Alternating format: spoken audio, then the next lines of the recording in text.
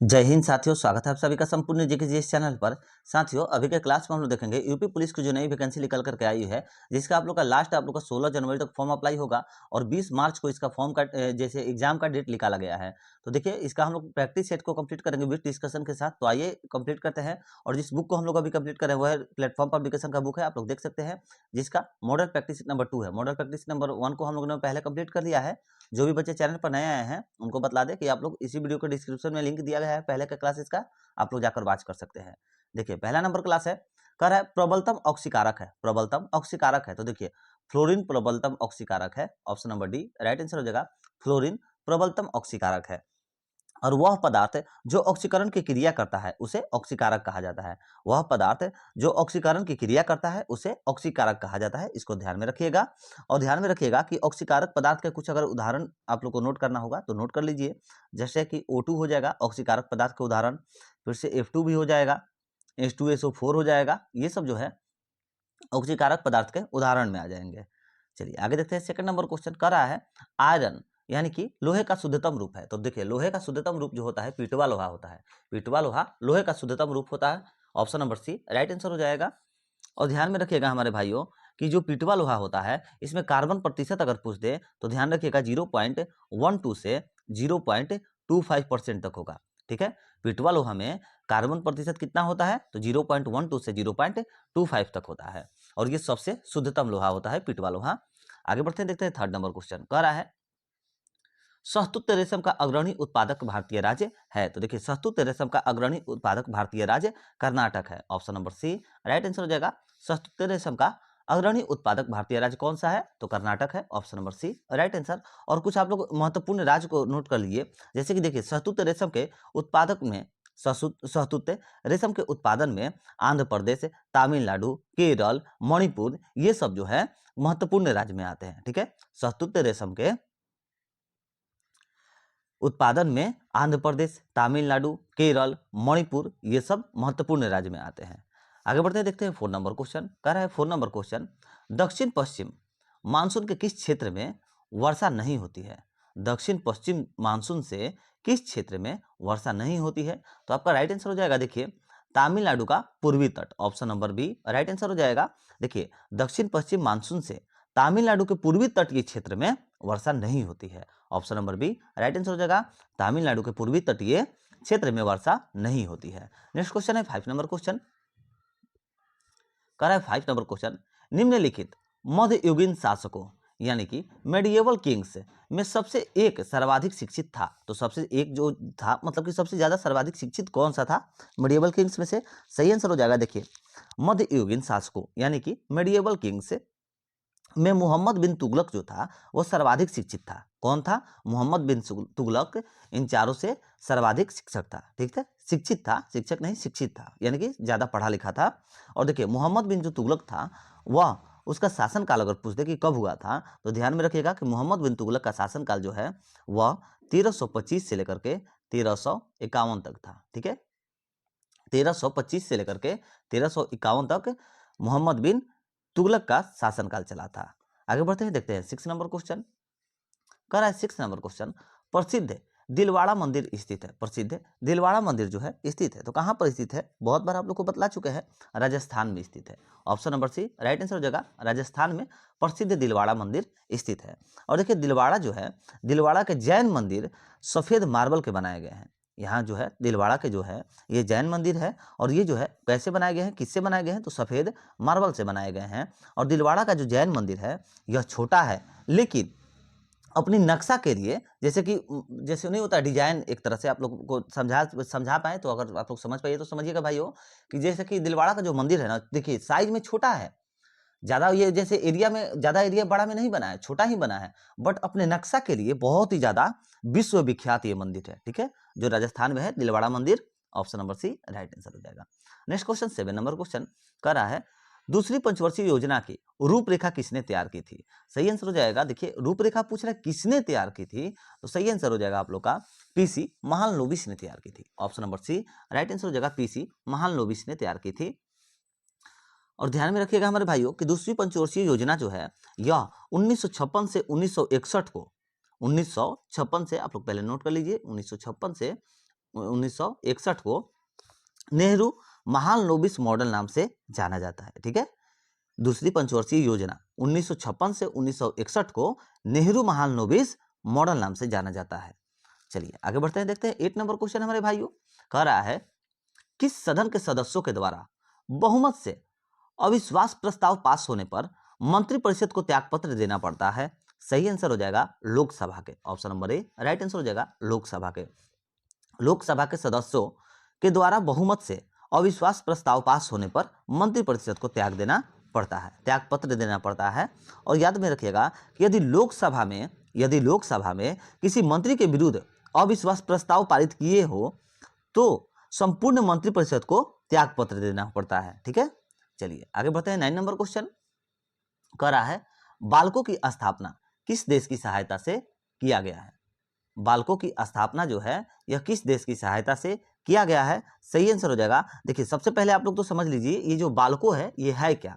तो बालको जो है यह भारत एल्युमिनियम कंपनी लिमिटेड है। क्या है? एक कंपनी है, भारत एल्युमिनियम कंपनी लिमिटेड है जिसका नाम है बालको। ठीक है, और पूछ रहा है कि इसका स्थापना जो है यह किसकी सहायता से, किस देश की सहायता से किया गया है? तो सही आंसर हो जाएगा सोवियत संघ के, option number A right answer हो जाएगा सोवियत संघ के। और ध्यान में रखिएगा कि बालको का जो केंद्र है, बालको का केंद्र कोरबा और कोयना में अवस्थित है। कहां कहां पर? कोरबा और कोयना में बालको का केंद्र अवस्थित है। बालको का केंद्र कोरबा और कोयना में अवस्थित है। नेक्स्ट क्वेश्चन है 10 नंबर क्वेश्चन कह रहा है 2011 की जनगणना के अनुसार भारत में निम्नलिखित राज्यों में से सबसे अधिक जनसंख्या घनत्व वाला राज्य कौन सा है? तो देखिए हम बहुत बार बतलाते हैं भाइयों कि आप लोग 2011 का जो जनगणना का क्वेश्चन रहता है आप लोग इसको मिस मत करिए, बहुत पूछता है। अभी दरोगा में भी ये क्वेश्चन बहुत ज्यादा पूछा हुआ है 2011 की जनगणना से। हर एक जैसे कि फर्स्ट शिफ्ट में हुआ था तो उसमें भी पूछा हुआ था 2 क्वेश्चन 2011 की जनगणना से। सेकंड शिफ्ट में भी पता नहीं पूछा था कि नहीं, मगर शायद पूछा था। तो आइए देखते हैं, कह रहा है 2011 की जनगणना के अनुसार भारत में निम्नलिखित राज्यों में से सबसे अधिक जनसंख्या घनत्व वाला राज्य कौन सा है? तो राइट आंसर हो जाएगा सबसे अधिक, देखिए बिहार हो जाएगा, option number D right answer अपना बिहार हो जाएगा, option number D right answer हो जाएगा। वर्ष 2011 की जनगणना के अनुसार सर्वाधिक घनत्व वाला राज्य बिहार है। और देखिए घनत्व के अनुसार 5 राज्य आप लोग ऊपर से घटते क्रम में नोट कर लीजिए। जैसे कि सबसे टॉप पर तो हो गया हम लोग का बिहार, ठीक है, सर्वाधिक हो गया बिहार। उसके बाद अगर पूछ दे तो याद रखिएगा उसके बाद आप लोग का हो जाएगा पश्चिम बंगाल, फिर होगा केरल, फिर उत्तर प्रदेश, फिर हरियाणा। ठीक है, क्योंकि 5 से ज्यादा नीचे का नहीं पूछेगा तो इसीलिए आप लोग नोट कर सकते हैं कि टॉप पर तो हो गया बिहार का घनत्व, ठीक है, और उसके बाद पश्चिम बंगाल का, फिर केरल का, फिर उत्तर प्रदेश का, उसके बाद लास्ट में हरियाणा का। चलिए आगे बढ़ते हैं, देखते हैं साथियों 11 नंबर क्वेश्चन कह रहा है कान्हा राष्ट्रीय उद्यान किस राज्य में स्थित है? तो देखिए कान्हा राष्ट्रीय उद्यान जो है यह मध्य प्रदेश राज्य में स्थित है। कहां पर स्थित है हमारे भाइयों? तो मध्य प्रदेश में कान्हा राष्ट्रीय उद्यान स्थित है, option number B right answer हो जाएगा। और मध्य प्रदेश को टाइगर राज्य भी कहा जाता है, इसको ध्यान में रखिएगा कि मध्य प्रदेश को टाइगर राज्य भी कहा जाता है, क्योंकि भारत में सर्वाधिक बाघों की संख्या जो है वो मध्य प्रदेश में ही है, इसीलिए मध्य प्रदेश को टाइगर राज्य कहा जाता है। और पूछ दे कितनी है बाघों की संख्या मध्य प्रदेश में, ध्यान में रखिएगा 785 है। कितनी है भाइयों? तो 785 है। और देखिए टाइगर प्रोजेक्ट जो है, टाइगर प्रोजेक्ट है ये अप्रैल 1973 ईस्वी में शुरू किया गया था, ये भी आप लोग नोट कर लीजिएगा। ठीक है, टाइगर प्रोजेक्ट पूछ देता है कि कब शुरू किया गया था, तो अप्रैल में शुरू किया गया था, 1973 ईस्वी में शुरू किया गया था। इसको आप लोग नोट कर लीजिएगा, इंपॉर्टेंट पॉइंट है भाइयों। चलिए आगे बढ़ते हैं, देखते हैं 12 नंबर क्वेश्चन कह रहा है शून्य की खोज किसने की? शून्य की जो खोज है वो किसने की थी? सही आंसर हो जाएगा आर्यभट्ट ने। आप सभी को पता होगा आर्यभट्ट ने शून्य की खोज की थी। और आर्यभट्ट जो था, आर्यभट्ट प्राचीन भारत के महान ज्योतिषविद और गणितज्ञ थे। और आर्यभट्ट ने वर्गमूल का मान और पाई का भी मान जो है निरूपित किया था, यानी कि खोज किया था। ठीक है, इसको आप लोग ध्यान में रखिएगा। चलिए आगे बढ़ते हैं 13 नंबर क्वेश्चन। साथियों अगर सेशन आप लोग को अच्छा लग रहा है, हेल्पफुल है आप लोगों के लिए, तो प्लीज वीडियो को लाइक करिए, शेयर करिए। आप लोग से रिक्वेस्ट है हमारे भाइयों, हम भी आप लोग के बिहार के ही भाई हैं, प्लीज हमें भी थोड़ा सपोर्ट करिए हमारे भाइयों, आप लोग से रिक्वेस्ट है। चलिए आगे बढ़ते हैं 30 नंबर क्वेश्चन देखते हैं। कह रहा है निम्नलिखित में से कौन सा एक कंप्यूटर वायरस नहीं है? कौन सा जो है कंप्यूटर वायरस नहीं है? तो आप सभी को पता होगा एड्स जो होता है यह मानव रोग है, कंप्यूटर वायरस थोड़ी है AIDS, option number A right answer हो जाएगा। नेक्स्ट क्वेश्चन 14 नंबर क्वेश्चन कह रहा है स्वतंत्रता के पश्चात रचित इंडिया डिवाइडेड के लेखक हैं? तो देखिए इंडिया डिवाइडेड के लेखक पूछ रहा है कि स्वतंत्रता के पश्चात कौन थे? सही आंसर हो जाएगा doctor Rajendra Prasad. Option number D right answer हो जाएगा डॉक्टर राजेंद्र प्रसाद जो थे यह इंडिका डिवाइडेड के लेखक हैं। Option number D right answer हो जाएगा। और राजेंद्र प्रसाद का जन्म जो है बिहार के सारण जिले में के जीरादेई गांव में हुआ था। राजेंद्र प्रसाद का जन्म बिहार के सारण जिले के जीरादेई गांव में हुआ था। इसको आप लोग एकदम ध्यान में रखिएगा। और भारत के प्रथम प्रधानमंत्री जो थे वो जवाहरलाल नेहरू थे। यहाँ पर देखिए दिया हुआ है ना, पंडित जवाहरलाल नेहरू, ये भारत के प्रथम प्रधानमंत्री थे। और कब थे इसको भी याद रखिएगा, कब से कब तक थे? तो 1947 से लेकर के 64 तक थे। ठीक है, 1947 से 1964 तक भारत के प्रधानमंत्री रहे थे पंडित जवाहरलाल नेहरू। नेक्स्ट क्वेश्चन है 50 नंबर क्वेश्चन करा है एशियाटिक सोसाइटी ऑफ बंगाल के संस्थापक थे। एशियाटिक सोसाइटी ऑफ बंगाल के संस्थापक थे। सही आंसर हो जाएगा देखिए sir William Jones. Option number A right answer हो जाएगा सर विलियम जोन्स जो थे यह एशियाटिक सोसाइटी ऑफ बंगाल के संस्थापक थे। और इसका स्थापना अगर पूछ दे कि कब हुआ था तो ध्यान में रखिएगा 1784 में। कब भाइयों? 1784 में इसकी स्थापना की गई थी। चलिए देखते हैं 60 नंबर क्वेश्चन कह रहा है किसके शासनकाल में भारत में अंग्रेजी शिक्षा आरंभ की गई थी? किसके शासनकाल में भारत में अंग्रेजी शिक्षा जो है आरंभ की गई थी? तो सही आंसर हो जाएगा Lord William Cavendish Bentinck. Option number A right answer हो जाएगा। और देखिए एग्जाम में आप लोग का जो है इतना ये नहीं देगा, सिर्फ शॉर्टकट दे देता है कि लॉर्ड विलियम। ठीक है, तो आप लोग ध्यान में रखिएगा। ठीक है, कौन सा था? तो लॉर्ड विलियम हो जाएगा। Option number A right answer हो जाएगा। और भारत में अंग्रेजी शिक्षा के जनक लॉर्ड मैकाले हैं। यहाँ पर जो देखिए लॉर्ड मैकाले तो दिया है नहीं, मगर ध्यान में रखिएगा कि भारत के अंग्रेजी शिक्षा के जनक कौन है? तो लॉर्ड मैकाले हैं। चलिए आगे बढ़ते हैं साथियों, देखते हैं 70 नंबर क्वेश्चन कर है 70 नंबर क्वेश्चन कि भारत के संविधान की 11वीं अनुसूची में कितने विषय हैं? भारत के संविधान की 11वीं अनुसूची में कितने विषय हैं? सही आंसर हो जाएगा 29 विषय हैं, यानी कि 29 विषय हैं। Option number C right answer हो जाएगा। भारत के संविधान की 11वीं अनुसूची में 29 विषय दिए गए हैं। और इसके साथ साथ आप लोग ध्यान रखिएगा भाइयों कि ये बहुत ही ज्यादा VBI है कि देखिए 11वीं अनुसूची भारतीय संविधान में 73वां संविधान संशोधन अधिनियम के द्वारा जोड़ा गया है। ठीक है, ध्यान में रखिएगा 11वीं अनुसूची भारतीय संविधान में 73वां संविधान संशोधन अधिनियम के द्वारा जोड़ा गया है। और 11वीं अनुसूची पंचायती राज से संबंधित है, इसको ध्यान में रखिएगा क्योंकि ये क्वेश्चन बहुत बार पूछता है कि पंचायती राज से कौन सा संबंधित है। तो 11वीं अनुसूची जो है पंचायती राज से संबंधित है। ये बहुत इंपॉर्टेंट पॉइंट है। चलिए देखते हैं आगे बढ़ते हैं, देखते हैं 80 नंबर क्वेश्चन कह रहा है निम्नलिखित में से कौन एक व्यस्तम समुद्रीय व्यापारिक मार्ग है? सही आंसर हो जाएगा देखिए उत्तरी अटलांटिक हो जाएगा। Option number D right answer हो जाएगा उत्तरी अटलांटिक। उत्तरी अटलांटिक महासागर जो है यह व्यस्तम समुद्री व्यापारिक मार्ग है। और विश्व में सर्वाधिक व्यापार जो है यह समुद्र के द्वारा ही, जलमार्ग के द्वारा ही किया जाता है। आयात निर्यात जो होता है ज्यादातर व्यापार ज्यादातर याद में रखिएगा, ध्यान में रखिएगा कि ज्यादातर समुद्र के द्वारा ही किया जाता है, जलमार्ग के द्वारा ही किया जाता है। चलिए 90 नंबर क्वेश्चन देखते हैं कह रहा है राइबोसोम्स की संरचना होती है। तो देखिए राइबोसोम्स की जो संरचना है यह RNA तथा प्रोटीन से होती है। Option number B right answer हो जाएगा। राइबोसोम्स की संरचना में RNA तथा प्रोटीन्स होते हैं। Option number B right answer हो जाएगा। नेक्स्ट क्वेश्चन है 20 नंबर क्वेश्चन समुद्री घास निम्नलिखित तत्व का मुख्य तथा महत्वपूर्ण स्रोत है। समुद्री घास जो है निम्नलिखित तत्व का मुख्य तथा महत्वपूर्ण स्रोत है। सही आंसर हो जाएगा iodine. Option number A right answer iodine. समुद्री घास आयोडीन तत्व का महत्वपूर्ण स्रोत है। नेक्स्ट क्वेश्चन 21 नंबर क्वेश्चन कह रहा है साथियों कि बायोचिप में क्या होता है? बायोचिप में क्या होता है? सही आंसर हो जाएगा RNA और DNA दोनों होता है। Option number C right answer हो जाएगा RNA DNA। अच्छा देखिए यहाँ पर प्रोटीन भी दिया गया है, प्रोटीन भी हो जाएगा, ये नहीं होगा, यहाँ पर सी काट दिए। देखिए RNA DNA और प्रोटीन तीनों हो जाएगा। Option number D right answer हो जाएगा। आगे बढ़ते हैं, देखते हैं 22 नंबर क्वेश्चन कह रहा है निम्नलिखित में से कौन सा ग्लोबल पोजिशनिंग सिस्टम के संबंध में सत्य नहीं है? यानी कि देखिए ग्लोबल पोजिशनिंग सिस्टम यानी कि जीपीएस का फुल फॉर्म होता है। ठीक है, ध्यान में रखिएगा जीपीएस का पूरा नाम होता है ये। और देखिए यहाँ पर पूछ रहा है कि जीपीएस के संबंध में कौन सा सत्य नहीं है, यानी कि जीपीएस के संबंध में कौन सा यहाँ इन चारों में से गलत दिया गया है। तो देखिए पहला नंबर कथन कह रहा है यह एक अंतरिक्ष आधारित नेविगेशन प्रणाली है। हाँ सही बात है, जीपीएस के संबंध में सही है। दूसरा नंबर यह चक्रवात की भविष्यवाणी कर सकता है। जीपीएस कहाँ से चक्रवात की भविष्यवाणी करेगा? गलत है। तीसरा इसे वाहनों की आवाजाही का नक्शा तैयार करने के लिए इस्तेमाल किया जा सकता है, सही है। चौथा, यह कार में नेविगेशन के लिए इस्तेमाल किया जाता है, हाँ सही है। तो यहाँ पर देखिए सिर्फ ऑप्शन नंबर 2 गलत दिया गया है, यानी option number B right answer हो जाएगा।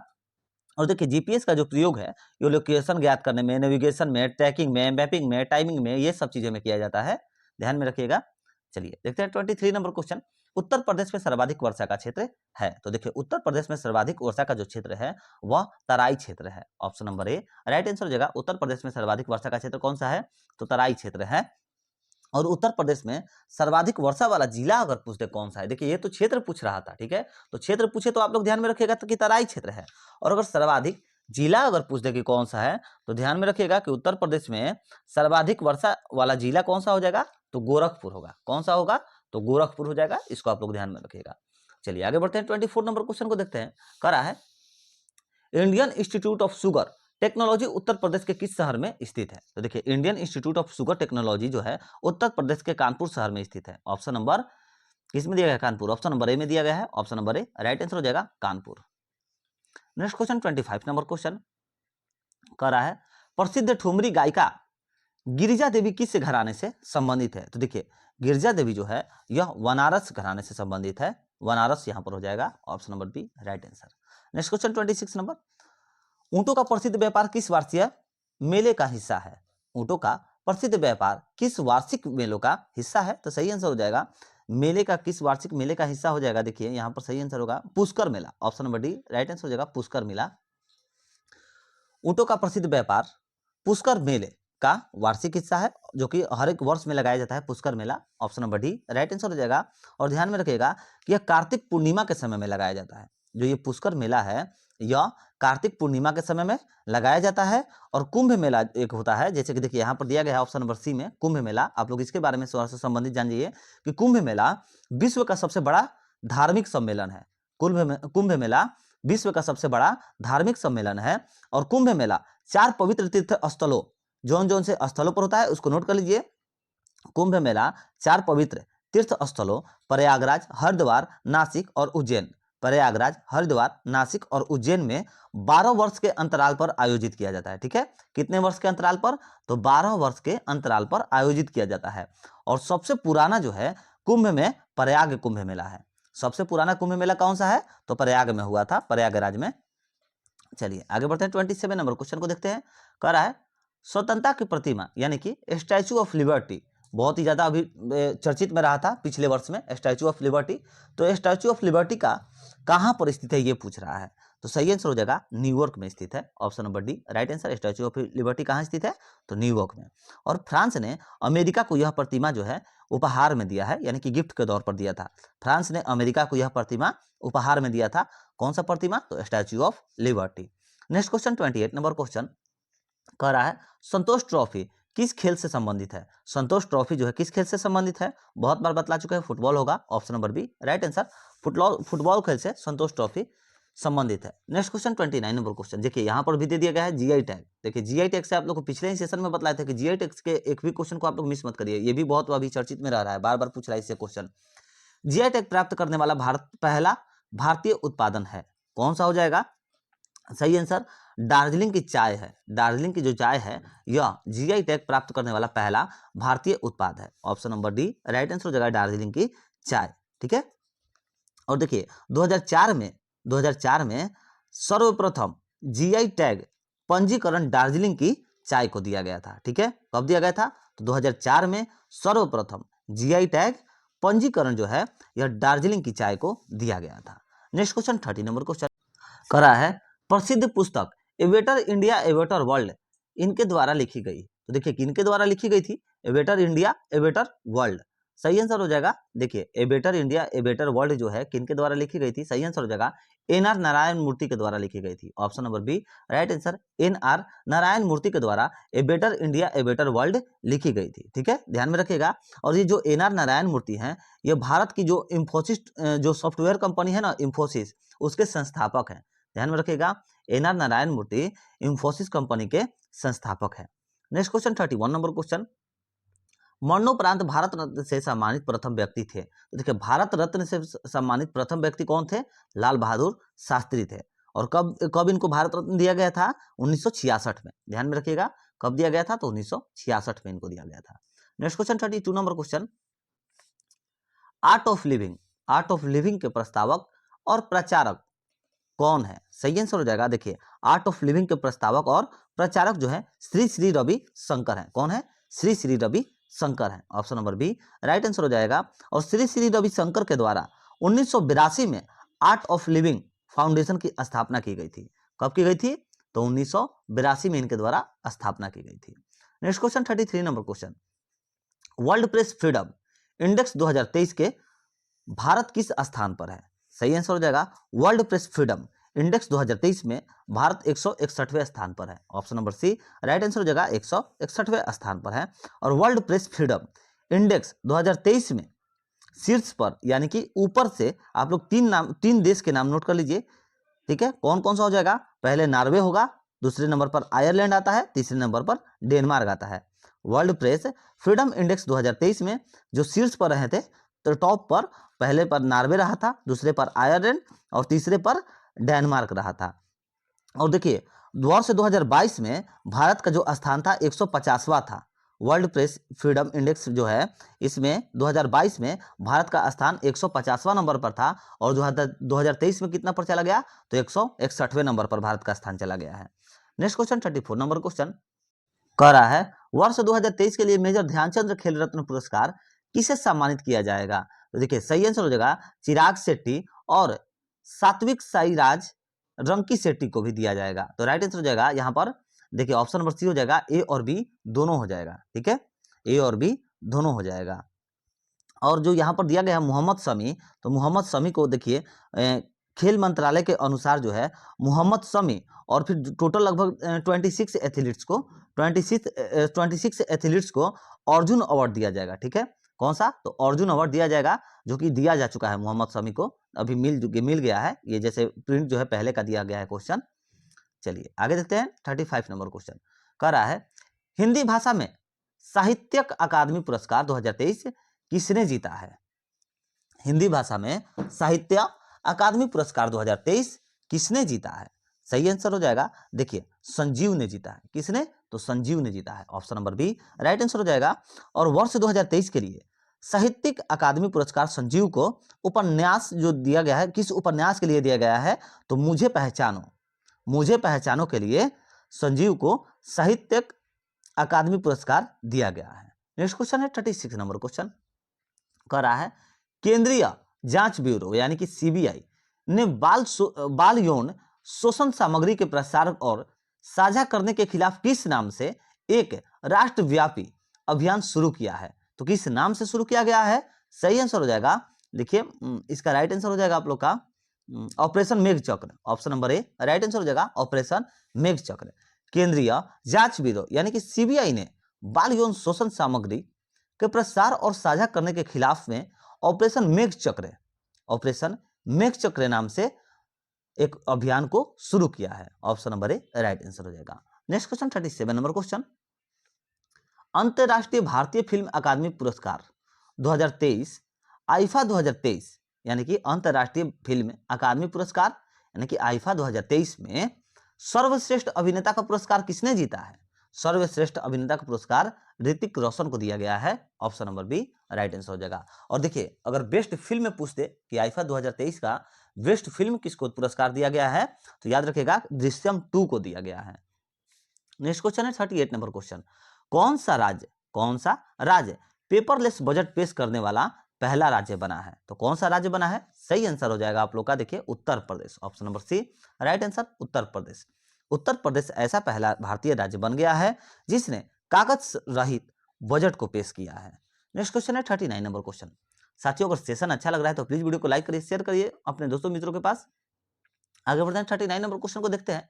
कह रहा है, इंटरनेट पर डैश साइबर अपराधियों को अपराध के आरोप से उचित संरक्षण प्रदान करता है। तो कौन सा करता है? सही आंसर हो जाएगा, देखिए एनोनिमिट हो जाएगा यानी कि अनामिकता। Option number D right answer हो जाएगा, अनामिकता। इंटरनेट पर अनामिकता साइबर अपराधियों को अपराध के आरोप से उचित संरक्षण प्रदान करता है। Option number D right answer. Next question है 40 नंबर क्वेश्चन कह रहा है, राष्ट्रीय सुरक्षा अधिनियम के निम्नलिखित में से कौन सी धारा केंद्र सरकार और राज्य सरकार को, देखिए यहाँ पर टाइपिंग एरर है, निरोध नहीं विरोध होगा, ठीक है, विरोध का आदेश देने की शक्ति देती है। सही आंसर हो जाएगा धारा 3, option number A right answer हो जाएगा धारा 3। राष्ट्रीय सुरक्षा अधिनियम की धारा 3 केंद्र सरकार और राज्य सरकार को विरोध का आदेश देने की शक्ति देती है। और राष्ट्रीय सुरक्षा अधिनियम यानी कि एनएसए, जो अभी मनीष कश्यप पर लगाया गया था एनएसए, उसी के बारे में बतला रहे हैं कि एनएसए सरकार को किसी व्यक्ति विशिष्ट को फॉर्मल चार्ज और बिना सुनवाई के हिरासत में लेने की अधिकार जो है प्रदान करता है।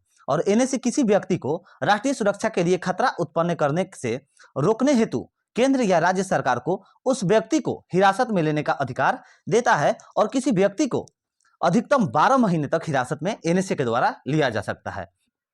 चलिए आगे बढ़ते हैं 41 नंबर क्वेश्चन। देखिए साथियों, यहां से हम लोग का हिंदी का क्वेश्चन चालू होता है, तो आइए इसको कवर करते हैं। देखिए कह रहा है नीचे दिए गए वाक्यों में से एक शब्द का चयन करें, ठीक है, क्या कर रहा है, नीचे दिए गए वाक्यों के लिए एक शब्द का चयन करें। अच्छा, ये जो वाक्य दिया गया है क्वेश्चन में, इनमें से एक शब्द का चयन करना है कि कौन सा जो शब्द है वो राइट आंसर हो जाएगा। तो देखिए, किसी के ज्ञान, योग्यता, कुशलता आदि को परखना क्या कहा जाता है? सही आंसर हो जाएगा, देखिए किसी के ज्ञान, योग्यता, कुशलता आदि को परखना जो है वो परीक्षण कहलाता है। क्या कहलाता है? परीक्षण। Option number C right answer हो जाएगा, परीक्षण कहलाता है। नेक्स्ट क्वेश्चन 42 नंबर क्वेश्चन कह रहा है, 42 नंबर क्वेश्चन, संगीत में एक ही सुर को दोगुनी और चौगुनी सुरों में दोहराने की क्रिया क्या कहलाती है? सही आंसर हो जाएगा, देखिए आलाप कहलाती है। Option number D right answer, आलाप कहलाती है। नेक्स्ट क्वेश्चन, वाक्यों में मुद्रित काले शब्द के विलोम के लिए 4 विकल्प दिए गए हैं। इनमें से उचित विकल्प का चयन कीजिए। देखिए, भाग में आस्था रखने वाले लोग कर्म नहीं करते, इससे बतलाना है। तो सही आंसर हो जाएगा, देखिए राइट आंसर हो जाएगा अनास्था। Option number C right answer हो जाएगा अनास्था, क्योंकि विलोम पूछ रहा था। तो देखिए क्या हो जाएगा आस्था का यहां पर, तो अनास्था होगा। Option number C right answer. Next question 44 number question कह रहा है, निम्नलिखित प्रत्येक प्रश्न में दिए गए शब्द के समानार्थी शब्द का चयन करिए नीचे दिए गए विकल्पों में से। देखिए समानार्थी शब्द का चयन करना है, तो आइए देखते हैं। देखिए ज्येष्ठ का पूछ रहा है कि ज्येष्ठ का कौन सा हो जाएगा? तो देखिए ज्येष्ठ का हो जाएगा आप लोग का यहाँ पर हो जाएगा ज्येष्ठ का समानार्थी शब्द। देखिए कौन सा होगा? ज्येष्ठ का बड़ा हो जाएगा। Option number D right answer, ज्येष्ठ का समानार्थी शब्द कौन सा हो जाएगा? तो बड़ा हो जाएगा। नेक्स्ट क्वेश्चन है 45 नंबर क्वेश्चन कह रहा है, शारीरिक कष्ट का समानार्थी शब्द, तो शारीरिक कष्ट का समानार्थी शब्द हो जाता है पीड़ा हो जाएगा। Option number C right answer. Next question है 46 से 47 दे रहा है, इसमें निम्नलिखित प्रत्येक शब्द में से उसके नीचे दिए गए विकल्पों में से पर्यायवाची शब्द को छाटिए। पर्यायवाची शब्द को इनमें से छाटना है, तो आइए देखते हैं। 46 में खर का पर्यायवाची शब्द कौन सा होता है? तो खर का हो जाएगा आप लोग का गधा। Option number C right answer, खर का क्या होता है? गधा। नेक्स्ट क्वेश्चन 47 कलम का हो जाएगा पुंडरीक हो जाएगा कलम का। Option number D right answer, पुंडरीक हो जाएगा, पर्यायवाची शब्द पूछ रहा है। नेक्स्ट क्वेश्चन है 48 नंबर क्वेश्चन, प्रश्नों में से दिए गए प्रत्येक वाक्य में रिक्त स्थान के उपयुक्त शब्द के द्वारा पूर्ति के लिए कुछ विकल्प प्रस्तावित है, उपयुक्त विकल्प चुनिए। देखिए जैसे कि धोखे भरे आधुनिक समाज में डैश की प्रवृत्ति दिन प्रतिदिन बढ़ती जा रही है। तो दिन प्रतिदिन प्रवृत्ति जो है बढ़ती जा रही है।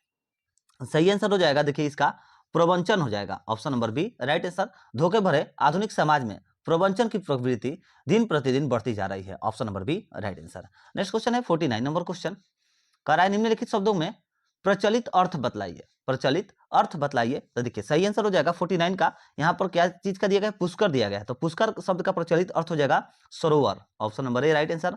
मनोज का हो जाएगा कामदेव। फिर से हंसपद का हो जाएगा, देखिए हंसपद का साइन जो है अपर हो जाएगा, ऊपर की तरफ ऐसे होता है। ऑप्शन नंबर सी हो जाएगा, ठीक है। चलिए आगे बढ़ते हैं, देखते हैं 52 नंबर क्वेश्चन कह रहा है, इनमें से मिश्र वाक्य कौन है? मिश्र वाक्य को बतलाना है, इनमें से कौन है? तो देखिए सही आंसर हो जाएगा, मोहन ने लिखा है कि वह कल आएगा, यह मिश्र वाक्य है। Option number A right answer हो जाएगा। इन चारों वाक्यों में से मिश्र वाक्य कौन सा हो जाएगा? कि मोहन ने लिखा है कि वह कल आएगा। नेक्स्ट क्वेश्चन 53 नंबर क्वेश्चन, आवारा मसीहा के रचनाकार हैं। आवारा मसीहा के रचनाकार हैं। सही आंसर हो जाएगा, देखिए विष्णु प्रभाकर है। आवारा मसीहा के रचनाकार कौन है? विष्णु प्रभाकर है। नेक्स्ट क्वेश्चन है 54 नंबर क्वेश्चन, हिंदी है हम, वतन है हिंदुस्तान हमारा। हिंदी है हम, वतन है हिंदुस्तान हमारा गीत के रचनाकार हैं। तो इस गीत के रचनाकार इकलाब हैं। कौन से हैं? इकलाब। Option number D right answer, Hindi है हम, वतन है हिंदुस्तान हमारा, इस गीत के रचनाकार कौन है? तो इकलाब है। नेक्स्ट क्वेश्चन 55 नंबर क्वेश्चन, सर्वश्रेष्ठ रस किसे माना जाता है? सर्वश्रेष्ठ रस किसे माना जाता है? राइट आंसर हो जाएगा श्रृंगार रस को माना जाता है। Option number B right answer. Next question, Andha Yug किस प्रकार की रचना है? तो अंधायुग जो है यह किस प्रकार की है? तो देखिए यह काव्य नाटक है, option number D right answer. Next question, निम्नलिखित प्रश्नों में से शुद्ध वर्तनी वाले शब्द को चयन करिए। तो देखिए शुद्ध वर्तनी वाले शब्द को चयन करना है, इनमें से राइट आंसर हो जाएगा, देखिए यहां पर हो जाएगा प्रज्वलित हो जाएगा, option number A right answer. प्रज्वलित जो है यह शुद्ध वर्तनी वाले शब्द है। देखिए प्रज्वलित जो है, प्रज्वलित का अर्थ होता है जलता हुआ या फिर दहकता हुआ या फिर चमकता हुआ, ये सब प्रज्वलित का अर्थ होता है। 58 नंबर में हो जाएगा आप लोग का शुद्ध वर्तनी कौन सा हो जाएगा? सन्यासी हो जाएगा, यहाँ पर ऑप्शन नंबर ए ही इसका भी राइट आंसर हो जाएगा, सन्यासी। नेक्स्ट क्वेश्चन है 59 नंबर क्वेश्चन, कह रहा है निम्नलिखित प्रश्नों में से दिए गए शब्द हैं, कुछ शब्द दिए गए हैं, दिए गए शब्द का सही विलोम शब्द चुनिए। देखिए सही विलोम शब्द का चयन करना है, तो देखिए 59 का राइट आंसर हो जाएगा क्रिस का हो जाएगा आपका, स्थूल हो जाएगा विलोम शब्द, पुरस्कार का हो जाएगा, पुरस्कार का तिरस्कार हो जाएगा, option number A right answer होगा इसका। नेक्स्ट क्वेश्चन 61 नंबर क्वेश्चन, कह रहा है निम्नलिखित वाक्यांशों के लिए शब्द का चयन कीजिए। निम्नलिखित वाक्यांशों के लिए शब्द का चयन करना है। 61 और 22 नंबर क्वेश्चन को देखिए, व्याकरण का विद्वान, व्याकरण का विद्वान क्या हो जाएगा? सही आंसर हो जाएगा व्याकरण, ये हो जाएगा, ऑप्शन नंबर डी हो जाएगा व्याकरण, ठीक है। नेक्स्ट क्वेश्चन 62 नंबर क्वेश्चन, कह रहा है ईश्वर पर विश्वास। तो ईश्वर पर विश्वास जो है हो जाएगा आस्तिक। क्या कह रहा था? वाक्यांशों के लिए एक शब्द का चयन करिए, तो ईश्वर पर विश्वास का हो जाएगा आस्तिक, option number A right answer. और देखिए ईश्वर पर विश्वास नहीं करना का होता है नास्तिक। नास्तिक दिया है कि नहीं? इसमें नहीं दिया गया है, मगर ध्यान में रखिएगा ईश्वर पर विश्वास नहीं करने का क्या होता अर्थ होता है? नास्तिक होता है। नेक्स्ट क्वेश्चन हो जाएगा 63 नंबर क्वेश्चन, कह रहा है निम्नलिखित शब्द का समास बताइए। तो जाइए समास देखा जाए। देखिए प्रत्येक का समास क्या हो जाएगा? प्रत्येक का हो जाएगा अव्ययी भाव हो जाएगा, ऑप्शन नंबर ए। नीलोत्पल का हो जाएगा, नीलोत्पल का क्या हो जाएगा? कर्मधारय हो जाएगा, कर्मधारय समास है। 65 नंबर क्वेश्चन है कुर्सी तोड़ना मुहावरे के सही अर्थ का चयन कीजिए। तो देखिए कुर्सी तोड़ना मुहावरे का सही अर्थ क्या हो जाएगा? मेहनत न करना होगा, यानी कि बैठे बैठे कुर्सी तोड़ रहा है कहा जाता है ना, वही होगा, option number A right answer. और इसी तरह से याद में रखिएगा रात दिन एक करना मुहावरे का अर्थ कठोर परिश्रम करना होता है, ठीक है। कह रहा है निम्नलिखित शब्दों में प्रयुक्त संधि का चयन कीजिए। देखिए प्रयुक्त संधि का चयन करना है, तो देखिए निश्चल में हो जाएगा आप लोग का विसर्ग संधि होगा, फिर परिच्छेद में हो जाएगा आप लोग का, देखिए परिच्छेद का हो जाएगा, इसका सही आंसर हो जाएगा परिच्छेद में कौन सा संधि होगा? संबंध हो जाएगा। देखिए परिच्छेद का संबंध व्यंजन संधि, संधि आ जाएगा ना, संबंध, हाँ ऑप्शन नंबर बी होगा इसका राइट आंसर, संबंध व्यंजन, ठीक है, option number B right answer हो जाएगा। परिच्छेद का क्या हो जाएगा? संधि, तो संबंध व्यंजन हो जाएगा, option number B right answer हो जाएगा। नेक्स्ट क्वेश्चन है 68 नंबर क्वेश्चन, कह रहा है निम्नलिखित शब्दों में सही संधि विच्छेद का विकल्प चयन कीजिए। सही संधि विच्छेद का चयन करना है, तो देखिए कह रहा है इत्यादि, तो इत्यादि का संधि विच्छेद करने पर कौन सा हो जाएगा? तो देखिए इति प्लस आदि होता है, इति प्लस आदि हो जाएगा। फिर से देवयागमन, तो देवयागमन का हो जाएगा आप लोग का देवी प्लस आगमन हो जाएगा, देवी प्लस आगमन, ऑप्शन नंबर ए। नेक्स्ट क्वेश्चन 70 नंबर क्वेश्चन, प्रश्न में दिए गए वाक्यों में प्रयुक्त अलंकार के भेद का चयन कीजिए। नीचे दिए गए विकल्पों में से देखिए कह रहा है बाधा था विधु को किसने इन काली जंजीरों से, मणि वाले फणियों का मुख क्यों भरा हुआ हीरो से। तो इसमें से पूछ रहा है, तो देखिए इसका सही आंसर आप लोग का हो जाएगा, देखिए अतिशयोक्ति हो जाएगा, option number B right answer हो जाएगा, अतिशयोक्ति इसमें से हो जाएगा। नेक्स्ट क्वेश्चन 71 नंबर क्वेश्चन है वीर रस का अस्थाई भाव बतलाइए। तो देखिए वीर रस का अस्थाई भाव जो है यह कौन सा हो जाएगा? उत्साह भाव हो जाएगा, उत्साह भाव हो जाएगा, option number C right answer. Next question, काव्य की आत्मा रस होती है, काव्य की कौन सी हो जाती है? तो आत्मा रस होती है। नेक्स्ट क्वेश्चन देखिए यहाँ पर आप लोग का एक निर्देश दिया गया है और इस कथन को जो है पूरा पढ़ना होगा। देखिए एग्जाम में ये कथन वाला एक क्वेश्चन जरूर देता है, तो आप लोग कथन को जरूर पढ़िएगा, टेलीग्राम से जुड़ जाइए और ये कथन को जो है अच्छे से पढ़िएगा, क्योंकि देखिए कथन पढ़िएगा ना आप लोग, तो आप लोग को पहले से अभ्यास हुआ रहेगा कि हाँ कथन हमको एकदम तुरंत पढ़ लेना है और उसके बाद इसका जो भी क्वेश्चन है उस क्वेश्चन को कंप्लीट कर लेना है। तो आप लोग कथन को अच्छे से पढ़िए और इस टेलीग्राम से जुड़ जाइए, कथन लेकर के अच्छे से पढ़िए और उससे जो भी रिलेटेड क्वेश्चन है, बस 2-3 क्वेश्चन दिए गए रहते हैं, जब तक आप लोग कथन नहीं पढ़िएगा तो समझ में नहीं आएगा, तो बतलाने से कोई फायदा नहीं है। 2-3 ही क्वेश्चन है 73 से 76 तक, उसके बाद हिंदी का जो है खत्म हो गया और उसके बाद मैथ रीजनिंग का सवाल दिया है साथियों। तो देखिए ये जो मैथ रीजनिंग के सवाल है हम आप लोगों के लिए रीजनिंग का रीजनिंग का बहुत ही जल्द क्लास लेने वाले हैं। रीजनिंग का बहुत ही जल्द क्लास आप लोगों के लिए स्टार्ट करेंगे, तो आप लोग चैनल के साथ जुड़ जाइए। अगर आप लोगों ने चैनल को अभी तक सब्सक्राइब नहीं किया है तो चैनल को सब्सक्राइब करके बेल आइकन दबा लीजिए, ताकि आने वाले ऐसी डेली प्रैक्टिस सेट हम आप लोगों को करा पाए और आप लोग अपनी तैयारी को मजबूत कर पाए। तो चलिए मिलते हैं नेक्स्ट वीडियो में। जय हिंद, जय भारत।